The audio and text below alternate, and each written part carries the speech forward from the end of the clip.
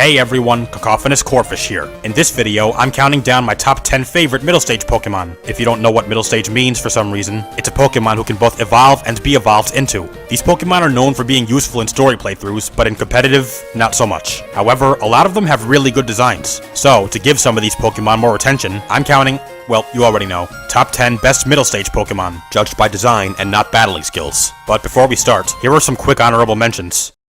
Shelgon just looks pretty cool and epic, and its shell is really awesome looking. Zweilous, it looks pretty unique with the two heads. I also like the black fur. Palpitoad, pretty derpy looking, but still has an interesting design, and Dash has one in the anime, or whatever. Luxio, its design is really cool and epic. Also, I love lynxes, lions, cats, and other felines. Duat, this Pokemon's a samurai otter. How is that not awesome? Also, it has two Scalchops. Again, awesome. Rhydon, just a cool looking rhinoceros. Its design is pretty simple, but nonetheless awesome looking, so I love it. Pikachu, because Pikachu. That's it, because Pikachu. Do I really have to explain this? Whirlipede, this Pokemon's a mix between a centipede and a tire. That's insane. I think I've said enough. Vibrava, just an insect dragon thingy, but with its wings, eyes, legs, antenna, tail, or just features. Its design is mad epic. Last but not least, Electabuzz. I have no idea what the this Pokemon's based off of, but it looks really cool. The antenna, the tiger skin, and just the overall build. Now that that's out of the way, here we go. Number 10. Doublade. At first, I had a hard time choosing between Doublade and Electabuzz, but there's no other Gen 6 Pokemon on this list, so in the spirit of fairness, I went with Doublade. But I think this was a good choice. I mean, just look at it. A spirit both possessing and controlling two swords, each with a tassel for an arm, and a sheath with two slots. The whole concept of a ghost possessing an inanimate object is so awesome, especially for a Pokemon. And get this, each entity of Doublade can communicate via telepathy. Isn't that just so cool? And do you want something even more cool? Doublade's name, double and blade, pretty bland. But its Japanese name, Nidangiru, or Nidangil. Ni, which means two in Japanese, Dan, which means sever in Japanese, and the icing on the cake, or should I say, blood on the corpse, kill. Badassiest Pokemon name ever. So, in a nutshell, there's a lot to love about Doublade, so it easily earns 10th place. Sorry, Electabuzz.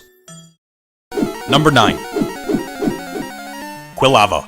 Just some sort of weasel with fire coming out of its head and ass? Well, if you want to know what it is specifically, it's a stoat. Stoats are pretty cool, I guess, but what really wins me over here is the two flame belts. It's got live fire coming out of its body. That's a really awesome design feature and makes a lot of Pokemon look cool. Also, look at its Gen 5 sprite. This animation really brings the fire to life. Also, most times that I play Gen 2 games, I start with Cyndaquil, because Typhlosion's my favorite Johto starter, so I've used Quilava quite a lot in the past, and he always goes ape on Bugsy.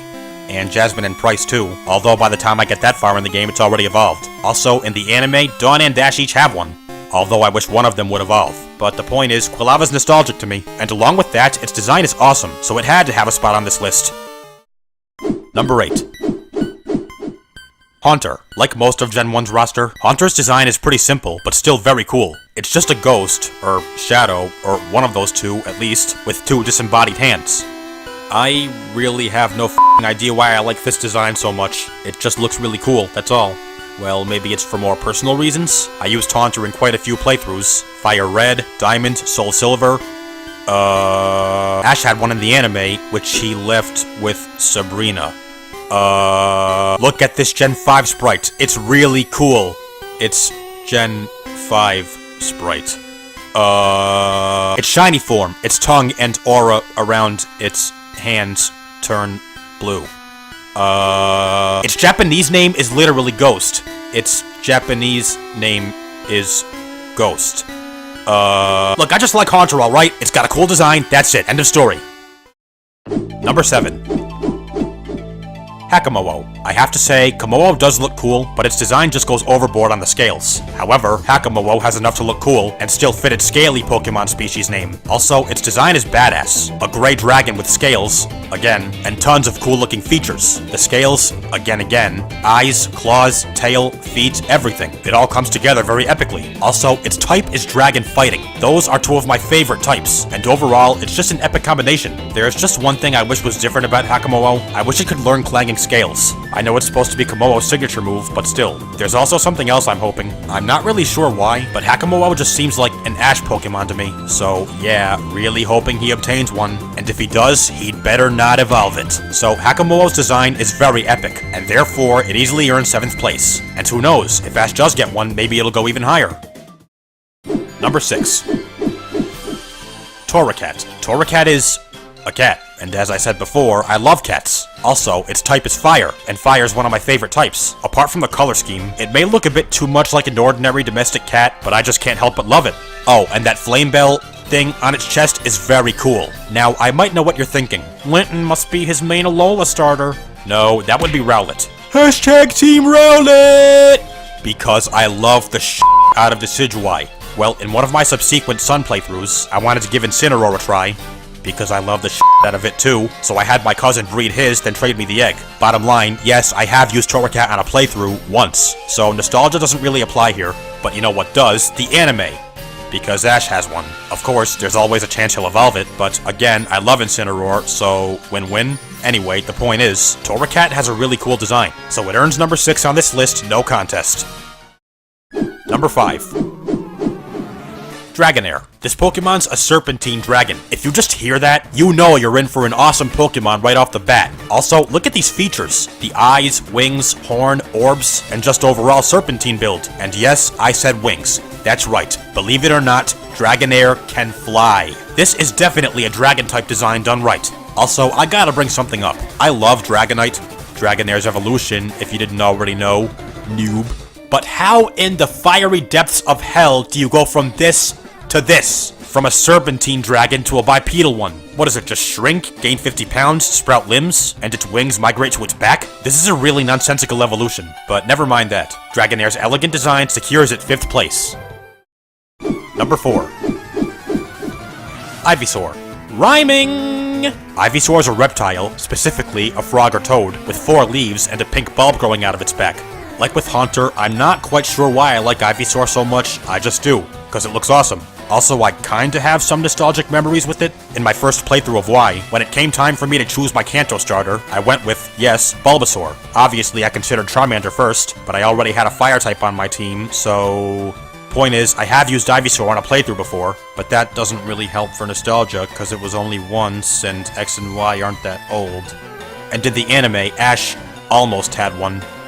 Why the anime got to be so infuriating?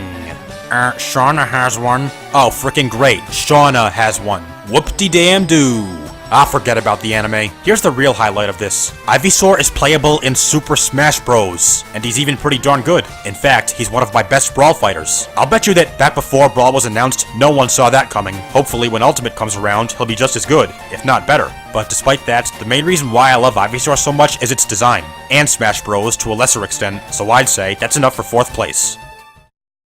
Number 3. Monferno. Monferno is both a monkey and a martial artist. I guess that's pretty cool, but it has really cool design features. The blue mask, the white fur collar, the flame tail, and... well, actually, that's all. But I just like monkeys, and again, I love the fire type, so... do you really need a pen to connect those dots? But believe it or not, its design's not all. Gen 4 is my very first Pokemon region, so naturally, I've played through Sinnoh more times than any other region, and Infernape's my favorite Sinnoh starter, so... here's a pen for you. I've raised a Monferno a lot of times, and have so many nostalgic memories. Beating Rourke with its newly learned Mach Punch move, plowing right through Gardenia, and so many more, until it evolved. So yeah, I also love Monferno for nostalgic reasons. But believe it or not, there's more still. In the anime, Ash had one. You know, interesting story arc. If you don't know, you've honestly never watched the Gen 4 anime, even if you have. But I'm not getting into that right now. I love Monferno's design, and from a nostalgia standpoint, it means a lot to me. And the anime. I'd say that's enough for 3rd place. Number 2. Lampent. Lampent looks so damn cool. It's a freaking ghost lantern. That's a epic design concept. I really can't say any more here. I just love this design so much. Well, I guess I should at least try, shouldn't I? It has cool features like the cap, hat, cover thingy, the black arms, the yellow eyes, and the blue flame. Just reinforcing that it has a cool design. Oh, I got it! When people die, Lampent claim their spirits and use them to fuel their flames. So is Lampent the Pokemon version of the Grim Reaper? That's some cool trivia, right? Oh, it. I just love Lampent's design. That's the only reason it's second place. And somewhat the Grim Reaper thing. Man, this segment went by faster than I can finish a sentence. Last but not least, number 1.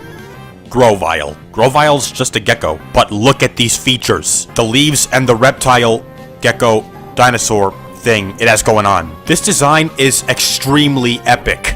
That's all I can say for its design. It's epic. But I love Grovyle for other reasons too. Sceptile's my favorite Gen 3 starter, and I've played through Hoenn quite a few times, so I've raised a lot of Grovyle. And not even just Gen 3. I also had one in my first playthrough of Diamond. But I'm gonna save that for a later video. But the point is, nostalgia applies here, and there's even more beyond that. I'm sure you all know this already, but in the anime, Ash had one, and he was a freaking badass. Skilled in battle, and just a lot of character. This should be enough to make anyone love Grovyle. And also, look at its shiny form. The very nice greenish-blue color and the red leaves. This is a very vibrant color scheme, and makes Grovyle look all the more awesome. So, in case I haven't made it clear yet, Grovyle's design is epic. Also, it's very nostalgic to me, both from playthroughs and the anime, so it's easily my favorite middle stage Pokemon. And there it is, my top 10 favorite middle stage Pokemon. If you enjoyed this video, please drop a like. Also, let me know some of your favorite middle stage Pokemon in the comments. Additionally, for more Pokemon videos like this, please subscribe. Until next time, hey, thanks so much for watching guys, Cacophonous Corphish out.